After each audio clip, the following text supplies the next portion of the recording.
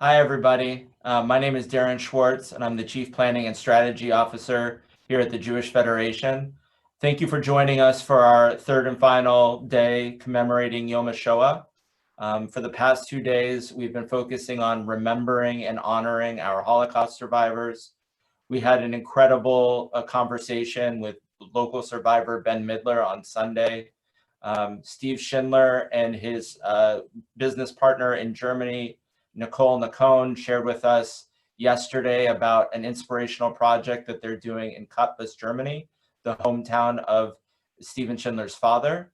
And in the evening, for those of you that were able to join us for a really moving memorial ceremony, Rabbi Meltzer and Rabbi Dallin, along with survivors Mike and Manya Wallenfels over here on my left, on my shoulder, really just did a phenomenal job honoring survivors.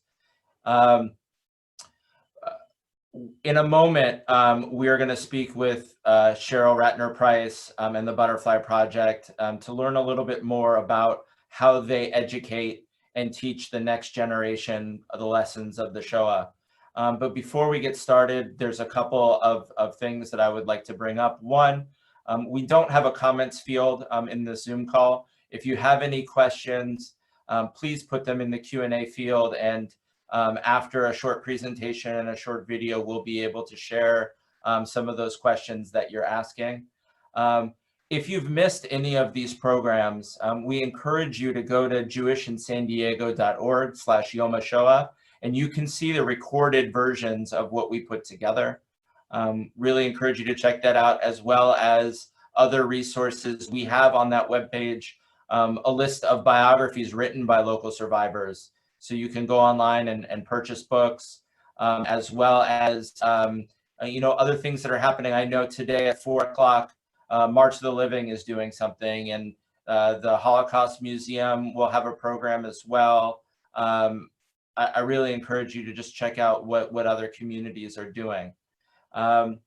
Last night, I'm going to share my screen again. Bear with me. Last night, we shared the names of survivors who unfortunately passed this year. It's always sad when we lose this very important part of our community, an important part of our history. I do want to recognize that yesterday we did not have on our list Hugo Holtzman. He did pass away several months ago, and just wanted to make sure that we added his name to the individuals that we are remembering. May their memories be a perpetual blessing.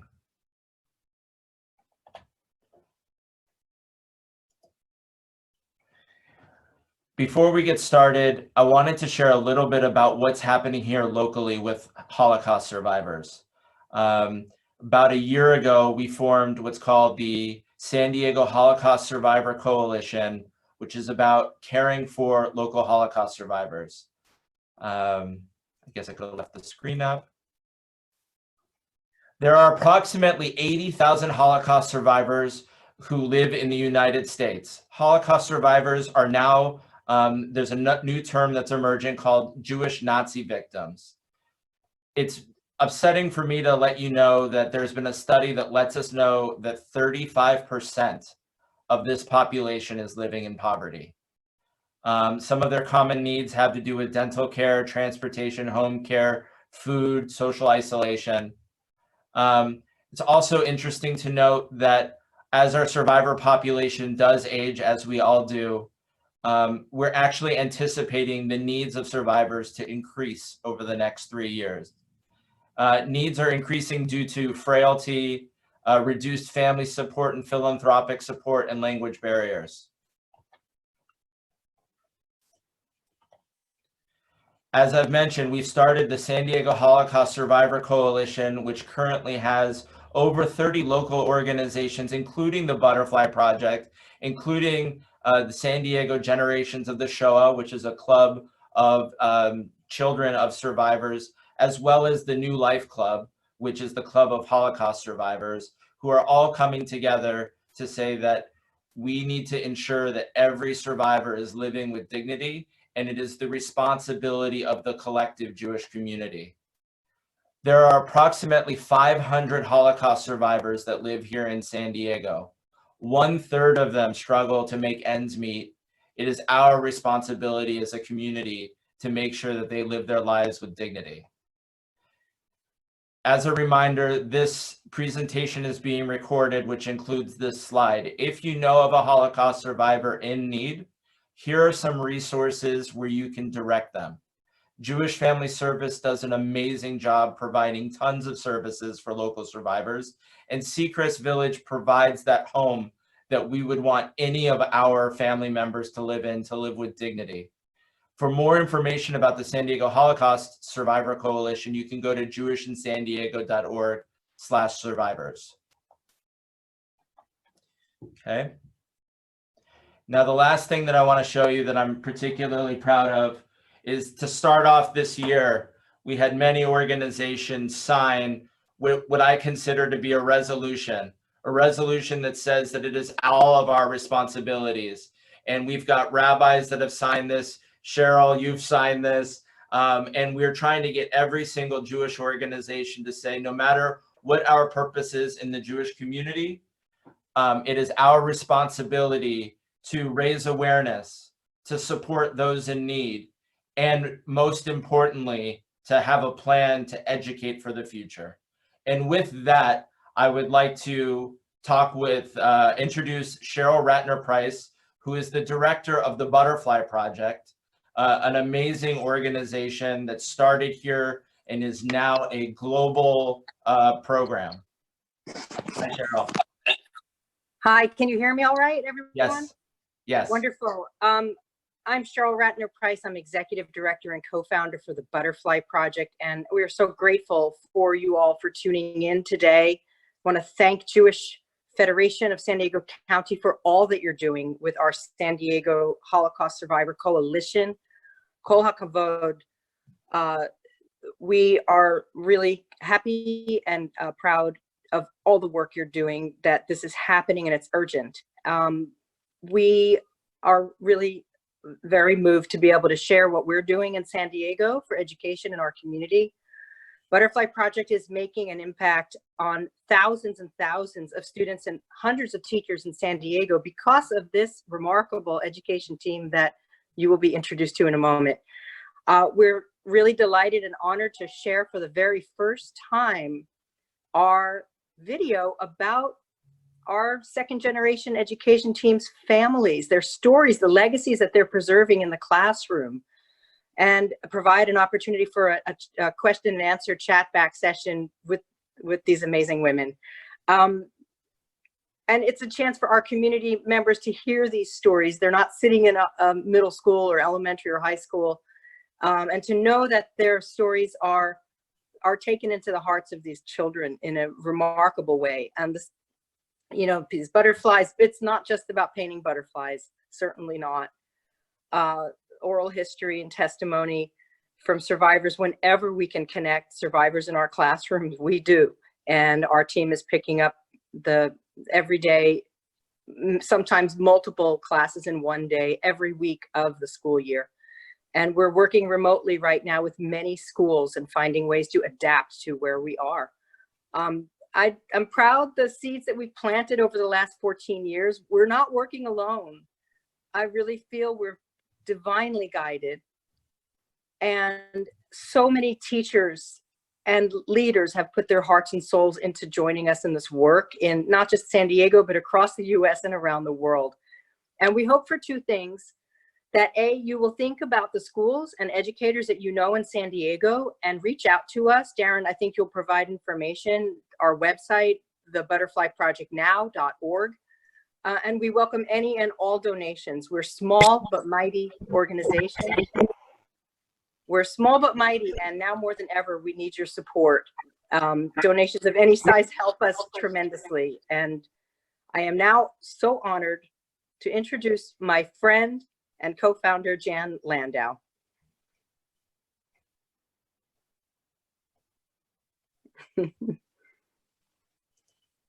Thank you, Cheryl. And very soon, you all will be meeting my dear friends, retired teachers, second gens, and hardworking members of the Butterfly Project. We meet weekly to develop lessons on anti-bullying for children in kindergarten through grade 3, and our parents' stories are woven in with history lessons on the Holocaust for students in grades 4 through 12. It's also important to note that we have revitalized San Diego Generations of the Shoah to support the Butterfly Project's efforts in providing Holocaust education in the schools. The ED team, along with other second gens who have been sharing their parents' stories, are committed to imparting the lessons we have learned from them to students everywhere. And now the video. Well, I learned about my in-laws' background, my father-in-law and mother-in-law being survivors from my husband, and at that time we were dating. And my parents are American, and I had never met a survivor before. This is my father-in-law, Max Landau, one of the oldest survivors here in San Diego. These are his parents, and this is his younger brother, Joseph, and his older brother, Muño. Joseph and his parents were killed in the Holocaust, and Muño, after the war, he immigrated to Israel. And once he got there, my father-in-law was intending on joining him there with my mother-in-law, but he told him that life was very, very hard there. And so my father-in-law, when he got to Ellis Island, they asked him if he wanted to go to Canada or to San Diego, and he said, "Where is it warm?" And they said San Diego, and he said, "That's where I want to go." So that's how our family got to San Diego. It was amazing to me, actually, to meet the survivors and actually see on some of their arms the numbers and hear some of their stories. And I appreciated what I learned from them. We've had so much feedback from students who will say that, I read about this, but I didn't really know that it was real. But coming in and hearing the stories from second gens about their parents, the kids are identifying with them. They're saying, this is what happened to their parents. I have a mother and father. This is what happened to my grandparents. I have a grandparent. I can't imagine if this had happened to them. Well, I think it is through story, telling the stories of our parents, how they survived. I think my mother's message was very clear, and she always stated it, was that stand up. Do not be a bystander. When you hear hate, when you hear intolerance, and you see injustice, stand up and fight. Thinking about my mother makes me think about the gifts that she gave me. And it is truly the gift of resilience to persevere under the worst odds.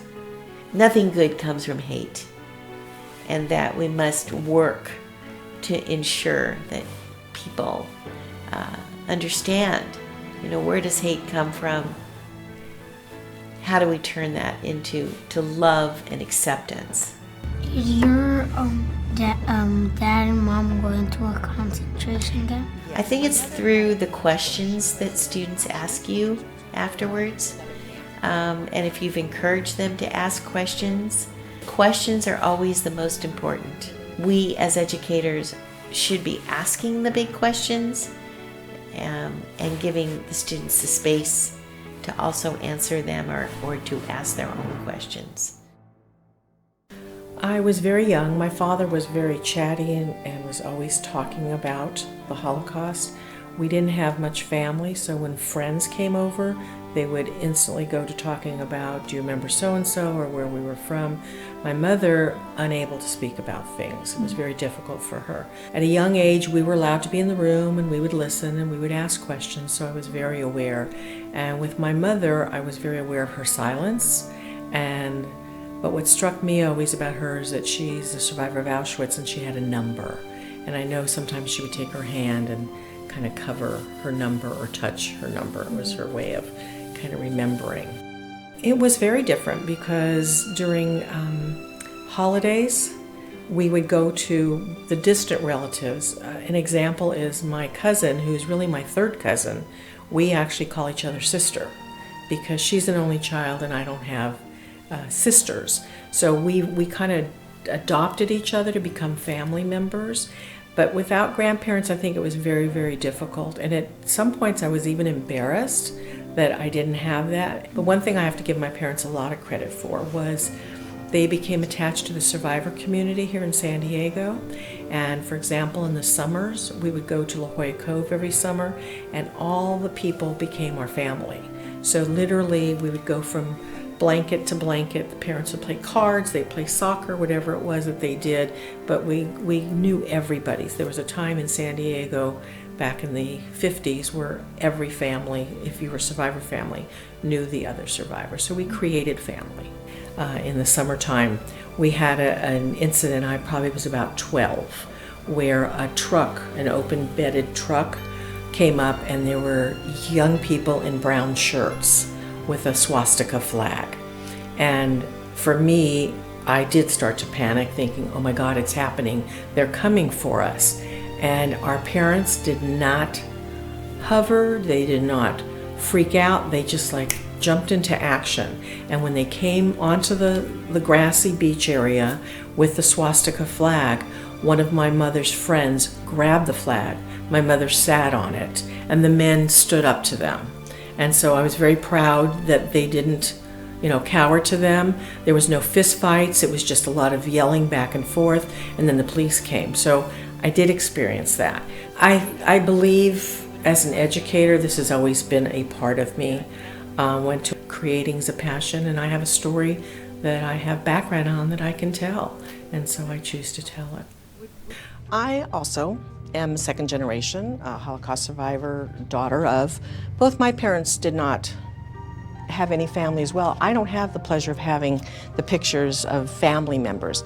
I do have a picture of my father when he was 19 years old, and I used to love it when he showed this picture because he'd always say, see how handsome I was? I looked like everybody else. And then the other picture he would show would be this picture.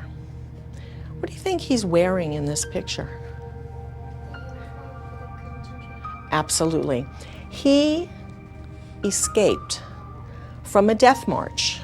They were on their way to a camp called Dachau, and he ran away. He said, I'm going to risk my life and try to get away. And he did. And because he did this heroic thing, I have his uniform. And what I'm going to show you is something that you probably will never see in San Diego. This is the only uniform that I have ever seen here. This is a museum piece. This is a piece that you'll see in Washington, D.C. at the Holocaust Museum.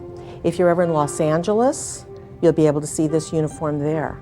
And this was my father's uniform. The uniform itself, would you feel that?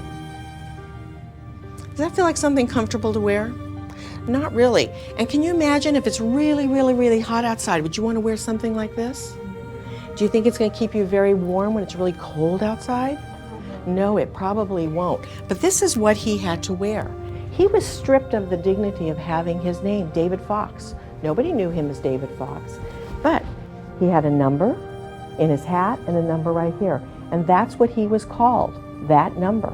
But something very unique and special about my father's jacket was that he made a little hole right here. Because in this hole, he decided he wanted to keep a special utensil. Well, when they used to be fed in the camps, they were given a very, very poor soup that may have had water, maybe a little bit of potato in it, not a whole lot of nutritional things. But he decided instead of using his hands like this to lift the bowl to his face, he wanted to use, what would you use to eat your soup? A spoon. So he found a spoon and he would hide his spoon in his jacket right here so that he could be like a normal human being, eat with dignity. And so that was very, very important for him. So take a good look at this, because in your closet, You have wonderful clothes, all different colors and things like this. But he had to wear this for 5 years, very long period of time. Now I want to show you this photograph. My parents were both in the Holocaust. My mother lost her entire family. I always thought that they were very courageous to try to live normal lives after what they had gone through. I know they were extremely grateful to be in the United States, and they loved this country so much. My dad would putter his lawn every weekend. He was out there trimming, snipping, fertilizing, and all the neighbors would say, "Henry, give it a rest, it looks beautiful." And he would always say, "I'm not from this country, but I want to show this country that I'm so grateful to be here that I want my home and my property to look the nicest." My father was a very sensitive man, and he really missed his family, and he certainly had a lot of guilt about all of them being gone. My mom had nightmares, and I always knew the nightmares had something to do with the Holocaust, but it was only years later that I found out the specific reason and nightmare. I don't know how we knew what had happened. I don't remember my parents sitting us down and saying, "This is what happened to us." But I think from hanging around with the children of survivors and then being in school and finding out about World War II, and that we just put the puzzle pieces together. They were Holocaust survivors. They had a group called the New Life Club that met on the last Sunday of every month it's still going on. I feel like it was maybe when I was 11, 12, 13 that they felt they could talk to me.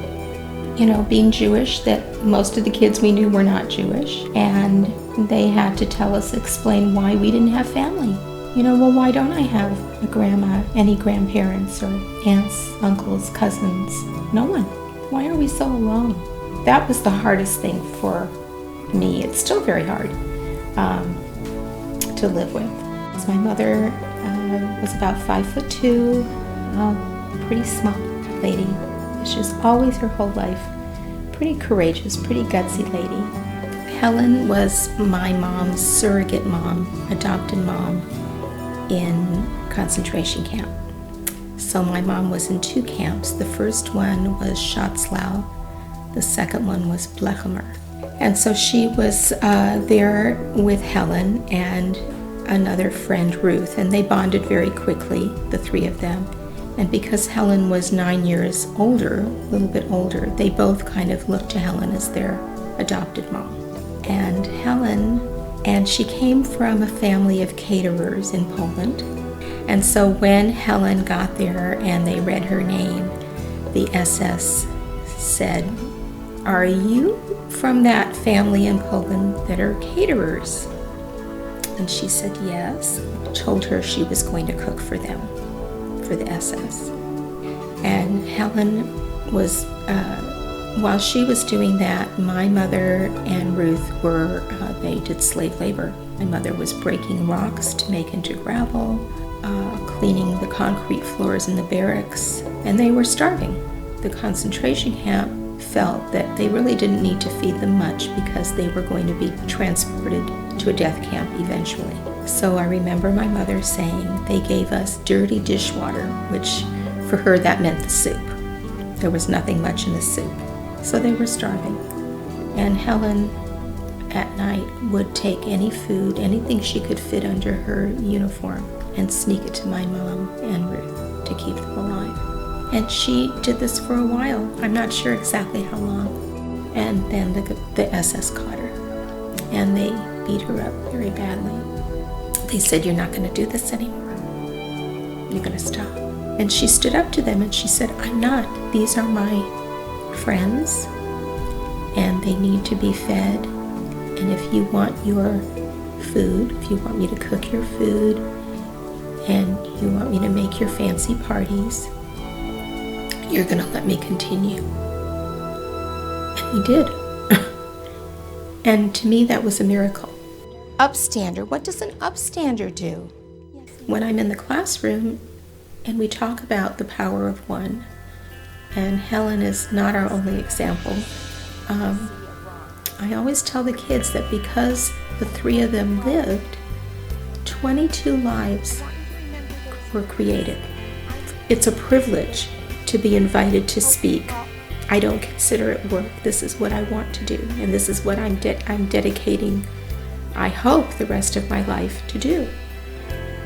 Because it's that important to me that the people you see that are in need are worthy of respect and kindness. That now your responsibility is to be the upstander. And those that perished in the Holocaust lost their voices. The 1.5 million children don't have a voice, but you do. And we're counting on you to be that voice for them and for yourself.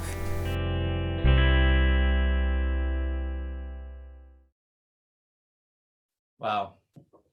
Thank you so much to the Butterfly Project for that amazing video. I'd like to invite the education team and Cheryl to rejoin us.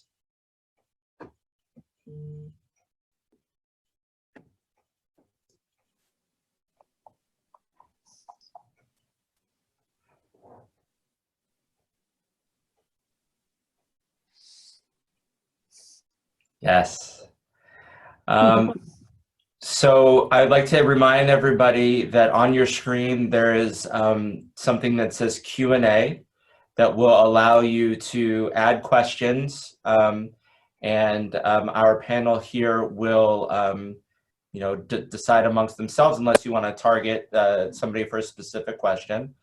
Before we get started, if I could just have everybody, and I'll call on you. Judy, move your camera up, please. Introduce yourself. If you'll please remind us the name of your parents that were survivors. And I think because this program is generally with local people, even though we've had people tune in from all over the world, something that we'd like to do is just kind of connect with San Diego. So if you could say what neighborhood you live in here in San Diego. And so Jan, we'll start with you, then Sonia, then Arlene, then Judy.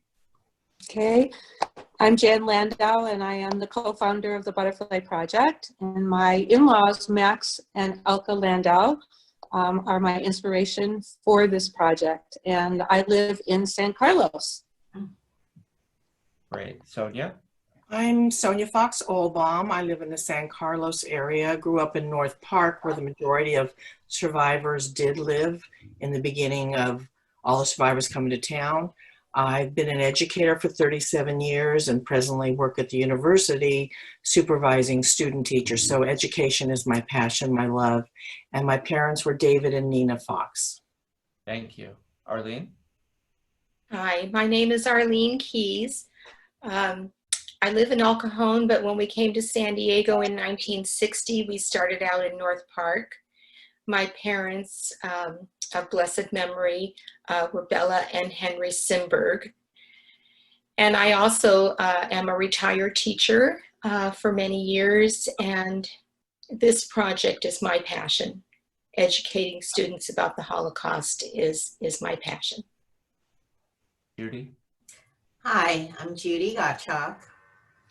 I grew up, my parents lived, and coincidentally enough, my parents, Aggie and Barrick, lived in the same house with Elka and Max. I don't know what kind of a apartment it was, but they lived in the same building when we first came. My parents first came in '49 to San Diego.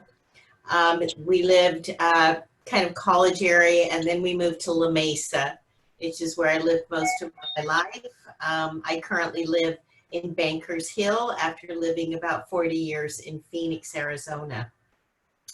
I forgot what else I was supposed to say. Oh, I also am a longtime educator, taught in the classroom for many, many, many years and became a school principal, and taught leadership at Arizona State University. Not only is this a passion, but the people I work with are my passion. Wonderful. And Cheryl, did you have anything else that you wanted to add at this point? Well, I just want to say it makes me so filled with such a feeling of goodness that we have found each other and we are really quite a team. Our different points of view and the way that we really connect are breathtaking. And I know that that's one of the major ingredients for why we're not going anywhere. We're just going forward together. Wonderful. All right, so I'm going to start fielding some questions. First question is from Lisa Rodman McGuigan. First of all, she says incredible, and was just curious, what age does classroom education typically begin around this kind of content? I can answer that. We have lessons for actually children in kindergarten through 3rd grade on anti-bullying. And of course, the Holocaust is not mentioned, but we know that bullying was a precursor to the Holocaust. For grades 4 through 12, we have a curriculum also that is, we partner with Facing History and ourselves, and as well as having developed lessons on our own for with the Holocaust, and weaving our parents' stories within those lessons. Wonderful. We have an anonymous question. Do you have biography cards for every child who was killed in the Holocaust? Maybe Cheryl, you can address that. We are actively curating as many families' names that they can bring if they might happen to have a group picture or a family picture, God willing. We are building our database. We've actually kind of figured out that we might have more children's names and photographs than almost any other resource, which kind of blew us away because we're constantly searching and it's not easy. There's what I understand, about half of the 1.5 million children their names have been recovered. Most of them have no photographs for obvious reasons. And so if anyone in the listening or knows anyone with survivor members of their family that had siblings or cousins that they can tell us if they were under the age of 21, we will create a biography card for them. So no, sadly, there's not. And it's a question we get all the time and it's heartbreaking. Judy? Oh, I just noticed, I just wanted to make a shout out here. I noticed some relatives are chiming in. I want just to make a shout out to my brother, David Ehrenfried, telling us that our first apartment here for Mom and Dad was on Grape Street near the park where the freeway is now. And he should know that because he actually was there where I wasn't. And I also see that one of Sonia's cousins, Aviva Fuchs, has also written in. So cool to see our beautiful family on here with and for us. Wonderful. So here's a question that I think we were anticipating. So hopefully we have the answer, again from Anonymous, but how many butterflies do you think have been painted thus far? Remind us again when the Butterfly Project started and how many butterflies do you think have been painted to date? I'll take that. Our last formal count that we did in our newsletter, we were at around 241,000 butterflies around the world for the Jewish and non-Jewish children. And it's a long way to 1.5 million butterflies. And that, was there more to that second part to that question? No, and we also saw in Steven Schindler's presentation yesterday that there was an installation in Cottbus, Germany. So can you list just some of the other countries that you have butterflies? Yes. Just a couple?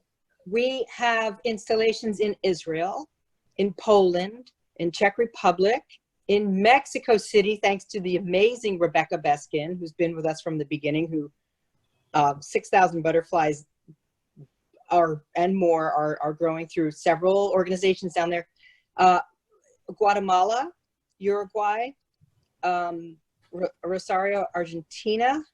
That's Argentina. Canada, Latvia. Wow. What am I forgetting?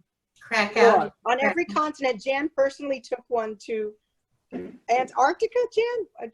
Yes. Yes.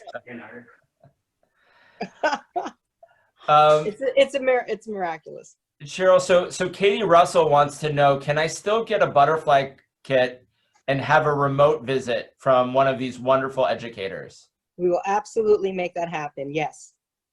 We come as a team. We never, no, it's not true. We go in all different ways, but yes. But we're currently working on remote lessons so that the Butterfly Project can continue during this time. I just want to say that Margot chimed in and said Panama is another place where we have butterflies. Oh, okay. I have to add Cuba too. What about South Africa? That's right. Sonia's husband. South Africa, Australia. Yeah. We have not had South Africa. We need help with South Africa. We've been trying, but if you know, tell me, and I'll add that. But that's been tough. We know we can do it. Wonderful. And can you share a little bit, Jan, or maybe one of the other educators, where are there butterfly installments in San Diego? Oh gosh, Well, I they're can all share- over.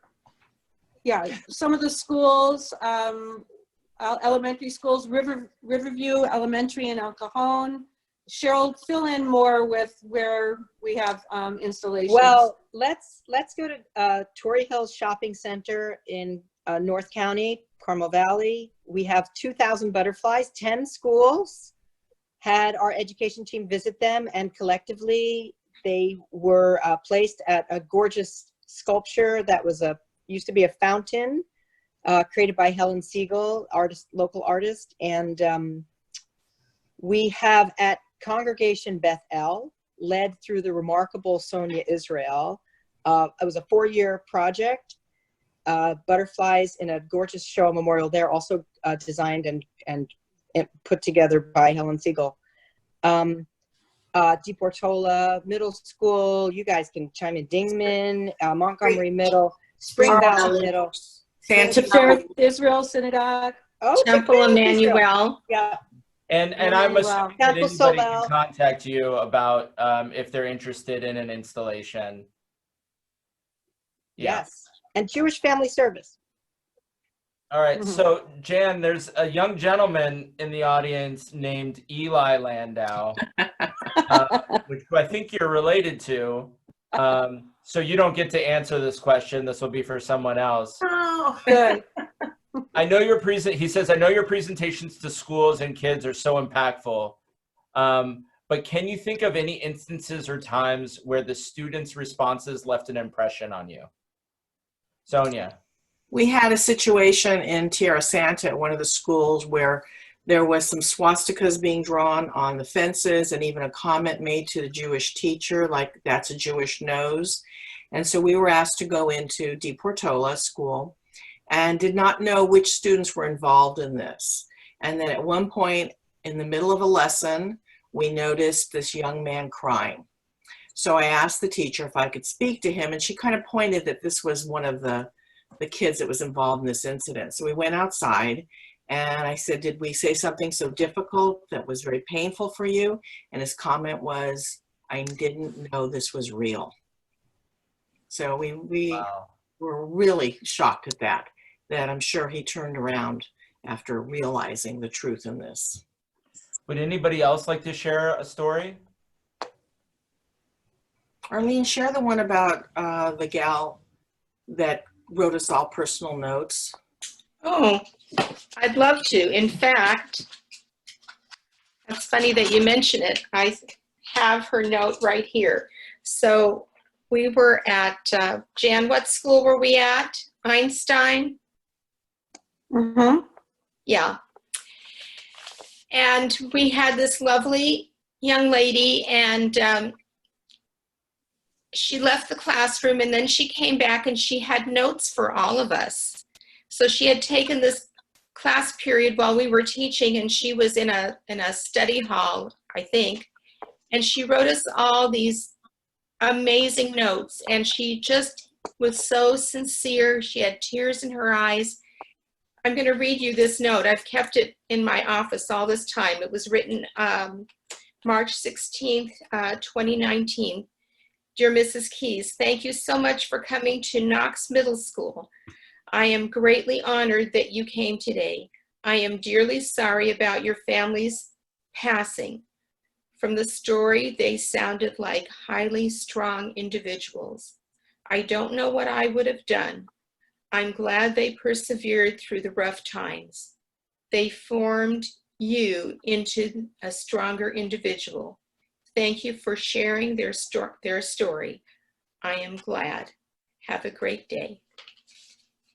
That was a really special moment for us, that someone took our stories right into their heart and had such a beautiful reaction.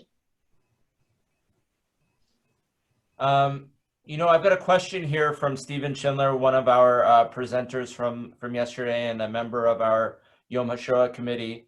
Can you tell us about Holocaust education, and if it's a requirement in the United States? Does anybody know the answer to that? Sonia, go ahead. Well, it depends on the state. Certain states are making it mandatory, other states are not. Sometimes it'll be taught in literature if they're reading Anne Frank, or a lot of younger students are already starting to read Knight, or if they can get to World War II in their history classes. You know, teachers are on such a tight schedule that we're honored when they take the time to invite us, or they purposely include certain curriculum within their curriculum. I'd like to add to that if I could. Sure. Well, there's a really remarkable video called 94 Maidens that you all ought to take a look at. It's created by a filmmaker, a woman in Pennsylvania, who decided to go to college campuses and ask students about the Holocaust. And it was horrifying to realize that these students, so a huge proportion, I don't remember the number, but a sickening proportion, did not have an understanding about, we all hear about it, about Auschwitz and these camps. And so what her position is it is not these students' fault that they don't know, they're not being taught. And one by one, state by state, as Sonia has said, it's a bipartisan effort to get Holocaust education mandated. But once it's mandated, it does not mean it's actually taught well. Our education team has made a sincere, dedicated effort over these years to continually find ways to impact more deeply the students they're touching, and that students' identities are connected in with, you know, this isn't just ancient history. And just because it's mandated doesn't mean that students feel a connection to it. So there's a lot of work to be done, and understanding of the students' minds and hearts and what they might be going through in their own lives right now with the terror. And, you know, it's not just Jews that are scapegoated, but we always start with the Holocaust as the basis for understanding how to be an upstander. I think it's really interesting, that point about even if it is required, it's not guaranteed that it's taught well. I believe also ADL does some work in this area with Echoes and Reflection, and trying to teach the teachers so that we do have that quality information. Absolutely, and bearing witness and working with other faiths, the Catholic program through ADL, Catholic Educator Program. We've been really fortunate. We've worked many years with ADL and gave hundreds of butterfly kits because of Leash Tag Foundation supporting us to get them out there so Catholic educators can teach more accurately. You know, we've had teachers in workshops break down and cry because they realized that they had not been teaching adequately and accurately, and they made a change. Well, one of the advantages, if I can add, is that we are children of survivors. And when we do come to the classroom, we do have some artifacts I bring my father's uniform with me. We have a authentic Star of David, not Star of David, Yellow Star, excuse me. So when we bring these things in, it really makes it more real that the kids are seeing evidence. So I saw in the video, it looked like a lot of the film was done probably at the Jewish Academy. And I have to say how impressive Holocaust education is at the Jewish Academy and Swal Hebrew Day. I mean, all of our day schools, Torah High, Sky High, Chabad Hebrew Academy, they all have a plan for teaching Jewish kids about the Holocaust. We have a question here about how can we do this project in an interfaith way? And I just wanted to give you all a chance to talk about how this plays out in non-Jewish spaces and whether or not this is ever done in kind of an interfaith context. We are remarkably blessed with interfaith work. We just had an outstanding installation at Our Lady of Peace Academy of Our Lady of Peace in North Park. They've been working through Dr. Angie Gacho's leadership for the past 6 years. They finally made an installation. We had Rabbi Jeremy Gimbel and Bishop Dolan there to dedicate and really recognize the students for their leadership and their endeavors into Holocaust education. They spend many months, not just weeks, not just days, months on this topic. And so that was very recent, just before the pandemic. We have a synagogue and a church out in the desert that have worked together. Remarkable potential for us, and we want to do more. Also, the lessons of the Holocaust are not just for Jewish people. They're for everyone. You know, what we've learned about hope and resilience and being an upstander and the dangers of bigotry and prejudice and discrimination and gratitude for our lives. Those are lessons for everyone, not just for Jewish people. Well, and I might add that about 90% of the visitors to the United States Holocaust Museum are not Jews. So, the mission is to, at least for our mission, I believe, for the Butterfly Project, is to reach everybody, everybody. This next question, Jan, Sonia, Arlene, I'm going to need your help on this. Cheryl, Judy, if you know it, I see the words 54th Street JCC in here. So we're going to go back in time. And it's from Anonymous. It says, I did a play. I never saw Another Butterfly when I was little. Is that play ever done these days? And is that how you got your name?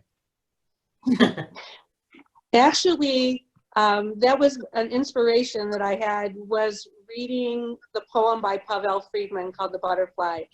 I read that as a young girl, and when I engaged Cheryl to talk about how we were going to do the 1.5 million butterflies, I thought about that poem and about the fact that butterflies symbolizing hope and resilience. And that play is definitely being performed now in many schools, we understand.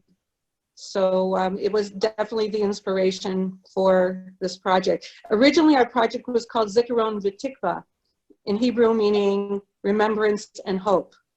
And it has since been known as the Butterfly Project.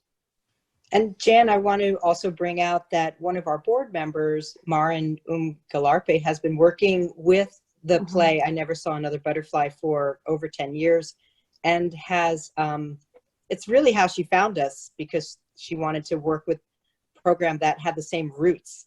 And, of course, Jan, Mrs. Landau, was super inspired by the documentary Paper Clips. And It was after seeing that documentary that she said, why don't we have something like this here in San Diego? We're a Jewish school at San Diego Jewish Academy. We need something here.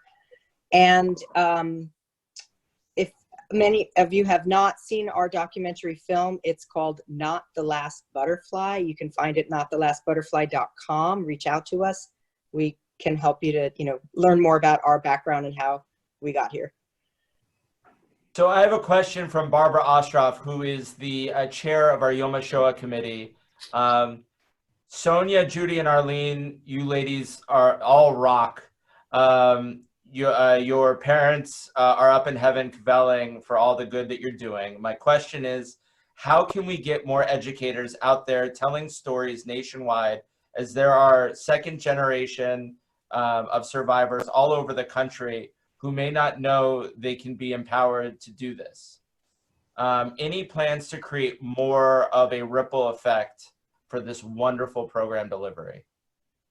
Well, thank you. First of Can all, I take that one? sure. Well, as part of San Diego Generations of the GOA, our second gen group, we have formed a speakers bureau.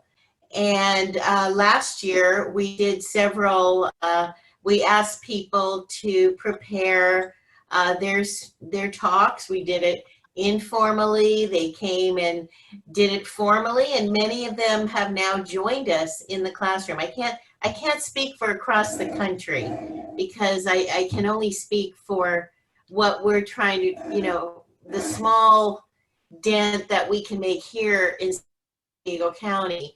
But I think we added at least 5 new speakers. Jack Morgenstern, Karen Levinson, Bob Mans, Josh Wortman, and Rita Heller, and Esther somebody Hogue. else. Esther Hogue. Oh, we're starting to grow. And, you know, we're now, of course, they were coming to the classrooms with us, you know, when it worked. And the problem is we, of course, have been waylaid, but we are going to continue to reach out and involve as many people who would like to come. And that usually is advertised through our generation's email, newsletter, whenever. So bring it on. Whoever would like, we welcome you. Cheryl? I would like to add that we absolutely have it in our vision, our long-term vision, that as we pilot and strengthen what our second generation education team is developing here in San Diego, we have groups in Los Angeles, Florida, Tucson, Phoenix, and a number of others, and New York, a number of other places, and we want to get it tightened up. It is urgent. It is the time now to have a path for second generation to carry and continue the legacy sharing from their families. We have to do it. I just want to add on that. What makes the Butterfly Project unique is, yes, we want people's stories. We want our parents' stories. But it's very important for us that we are able to weave those stories into the lessons of the Holocaust. That within every story, there's a story of resilience, of hope, of persistence, of being an upstander. And each of our stories is woven with that. So children leave not only with the stories, but with, you know, understanding what does that really look like when the chips are down, and how do you respond to that? All right, so we have 2 last questions. The first one is, how do you use the lessons of the Holocaust to educate against other forms of hate, both past and present? Well, Judy sort of, you know, hit on that, but we do lessons about scapegoating and anti-Semitism, so they understand what led up to the Holocaust, and that's very relatable to what's happening today too, whether it's political or whether it's things they see on their playground. So we do go through quite a bit of vocabulary, and then we relate that vocabulary to present day as well as how it happened in the Holocaust. So we've received quite a few questions having to do with how to engage with the Butterfly Project. How do I get a kit sent to me? There were a few questions about quarantine. So one thing that I want to do again, especially because Beth sent me this lovely image. This is how you can get to the Butterfly Project to ask questions. They are here to provide educational resources. They're phenomenal. You can get their information. But most specifically, Cheryl or the rest of the team, There's been a lot of requests about like, how can I do stuff with my kids of varying ages, especially now as we're in home quarantine. So you've answered a little bit. If there's more that you want to answer to that, that's wonderful. But something that I want to make sure that our audience knows is that we will email everybody that participated on the call today, should there be an opportunity to engage with the Butterfly Project, especially as we're all still stuck here in quarantine. Is there anything else you would like to share about how you can get resources or butterflies to people in their homes and do programs with them in this current climate? It's as simple as sending us an email. We're going to work with you and we'll figure it all out. And we have, I have butterflies in my garage, and we have other kits that we can get to and send out. Number one, we prefer that they are ceramic because we are the only butterfly project in the world that only does ceramic. There's a lot of butterfly projects if you Google. That's why we are the Butterfly Project Now. The Butterfly Project. The Butterfly Project Now.org. Jan put together some remarkable new lessons. We had a lot of collaboration with the team on what is it that we don't want these students of this year to miss. They're going to move up to the next grade. Are they not going to get anything? So we want them to be focusing on they're going to be able to listen to this video of our second gen sharing their stories as long as they're doing lessons with it. And we'll provide those lessons step by step about identity, listening for resilience and gratitude and hope, and writing and creating a butterfly if they can. Get the ceramic butterflies and handle, the process. We've had teachers that are dropping them off to students' houses and then dropping them back. There's a lot of creative methods going on. And we also, for this time only, have a process that is with making a butterfly on your own, only for the COVID-19 social distancing period of time. And then, we gather those butterflies, and then those students will make ceramic butterflies later. Cheryl, thank you so much. You and your team just do a phenomenal job. Jan, Sonia, Arlene, Judy, thank you for being these educators and conveyors of your parents and your in-laws' legacies. I know you guys are making an incredible difference in our community. In about an hour's time, we will be joined by Talia Schauder, the granddaughter of a local survivor who passed last year, who is a Peter Chortek Leadership Award winner, which is an award for Jewish teens that just do exceptional work as philanthropists and as leaders.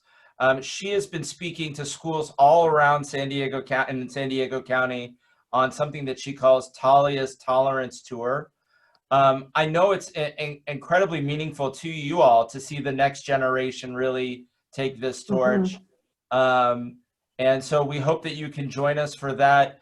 As I've mentioned before, we will follow up to this call with other opportunities to engage with the Butterfly Project. Thank you, everybody, for joining us today from all over the country. And hopefully we'll see you back at 3. Thank you very much, Darren. Everyone at Federation, thank you. Thank you.